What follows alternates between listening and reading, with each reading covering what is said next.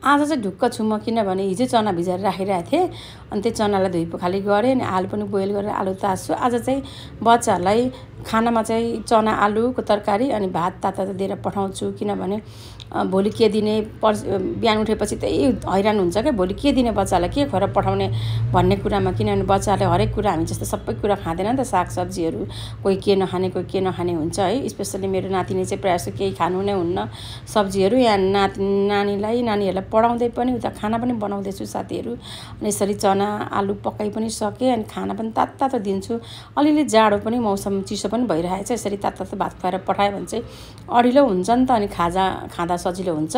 अनि फेरि बच्चाहरूलाई बिहान खाना खाएर पठाइसकेपछि खाजा पठाउनु पर्ने हुन्छ, अनि कि चाहिँ खाजा खाएपछि चाहिँ फेरि खाना उता खाइदिँदैन क्या, खाजै खुवाएर गइसकेपछि पनि उता खाना खाँदैन।